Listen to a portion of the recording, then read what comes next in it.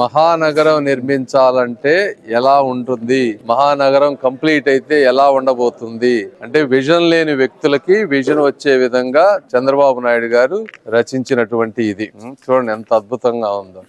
మేము పండుగ చేసుకోవడం కూడా రాని అనుమతి లేదంటున్నారు.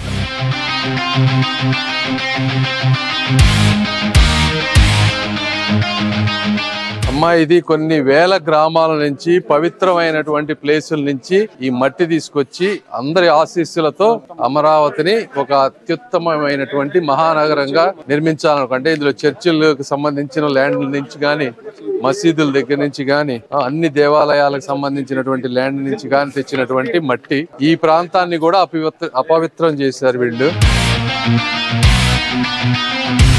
జై అమరావతి, అమరావతి, అమరావతి, అమరావతి, అమరావతి, అమరావతి.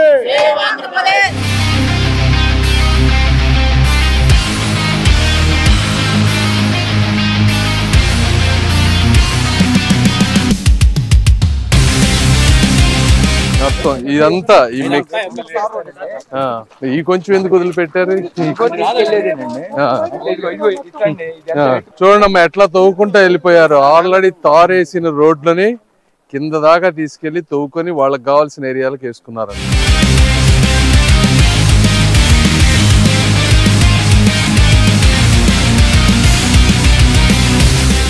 టవర్స్ నీళ్ళలో ఉన్నాయండి.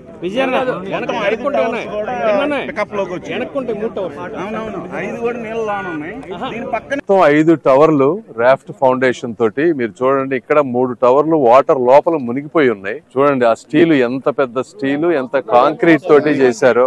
కొన్ని వందల కోట్ల రూపాయలు పెట్టి అంత మంచి స్టీలు కాంక్రీట్ తోటి బిల్డింగులు కడితే చూడండి ఎట్లా వంగిపోయి ఎలా పాడైపోయినాయి. అన్ని తుప్పుబట్టిపోయి ఉంటాయి.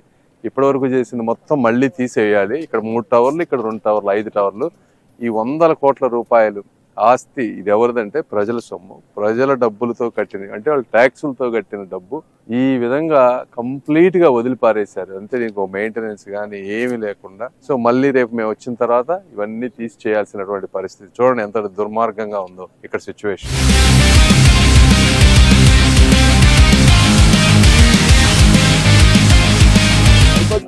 ఇవి కూడా చూడండి అమ్మా, ఇవంతా ఐరన్ ఎంత మంచి ఐరన్ ఈ విధంగా తుప్పు పట్టిపోయిందో. ఇదంతా ఎందుకు పనికిరాదు. ఇది కూడా నాకు తెలిసి కొన్ని వందల కోట్ల రూపాయలు. సార్ చూడండి ఎట్లా ఉందో. కనీసం పోనీ ఇక్కడ వాడకపోయినా వీటిని ఎక్కడైనా తీసుకెళ్లి వేరే వాటికైనా వాడచ్చు. ఇది ఎవ్వరు తినకుండా రస్ట్ పట్టిపోయి ఇట్లా అయిపోతా ఉంది. జగన్మోహన్ రెడ్డి గారికి ఓట్లు వేసేవాళ్ళు వీటన్నిటిని ప్రశ్నించాలి. ఈ రోజు కరెంటు బిల్లులు, నిత్యావసర వస్తువుల ధరలు ఇవన్నీ ఎందుకు పెరుగుతున్నాయంటే ఇదిగో ఇట్లా వీటన్నిటిని కొనటం, పక్కన పడేయటం, వాడకుండా చేయటం, దానికేమో వేరే వాళ్ళు పన్నులు కట్టి వాళ్ళు ఇబ్బంది పడటం. ఇవి కూడా అమ్మా ఇవి ఒక్కసారి చూడండి, అవి కూడా ఒక్కసారి బాబా అవి చూడు అక్కడ ఒక్కసారి అవి చూడు ఎంత చూడు ఎంత ఐరన్.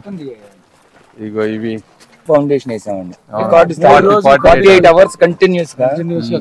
ఈ రోజు అందరూ తెలుగుదేశం పార్టీ ఉంటే ఈ పార్టీకి అద్భుతమైన 50-60 స్టేర్లలో మంచి మంచి బిల్డింగ్లు అయిపోయేది. ఈ మొత్తం 30 టవర్లు అండి, 40 ఫ్లోర్ల బిల్డింగ్ అదే హైదరాబాద్ లాగా అయిపోయేది ఈ ప్రాంతం కూడా.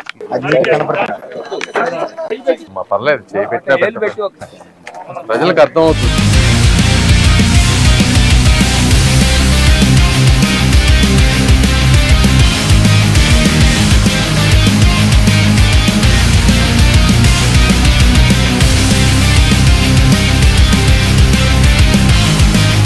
పిచ్చి మొక్కలకు వదిలేశారో చూడండి. రాజధానిలో ఎంప్లాయీస్ కోసం కొన్ని కిలోమీటర్ల మేర ఇళ్లు కట్టే ఇవి 20% నుంచి 80% వరకు కంప్లీట్ అయినాయి వేరియస్ బిల్డింగ్స్. వీటిని ఫినిష్ చేయకుండా చూడండి ఎట్లా చేశారు, ఒక అడవిలాగా తయారు చేశారు. ఈ కాంట్రాక్టర్లకు బిల్లులు ఇచ్చేటువంటి పరిస్థితి లేదు. సో వాళ్ళందరూ వీటిని వదిలిపెట్టి వెళ్ళిపోయారు. మళ్ళీ ఈ ఐరన్ కూడా అంతా తుప్పు పట్టిపోతా ఉంది. మళ్ళీ వచ్చి ఇవన్నీ కూడా 1 by 1 క్లీనప్ చేసుకోవాలి. ఆ కాంట్రాక్టర్లను పట్టుకురావాలి. సార్ చూడండి ఇవన్నీ ఎంత అద్భుతమైన బిల్డింగ్స్ లో బంగారం లాంటి కాంక్రీట్ వాల్స్ తో కట్టారు. ఇవి common secretariat, government building, government office లో పనిచేసే కామన్ పీపుల్ గురించి కట్టినటువంటి బిల్డింగ్లు. ఆ బిల్డింగ్లు కూడా మంచి హైట్ ఎంత బాగున్నాయో చూడండి.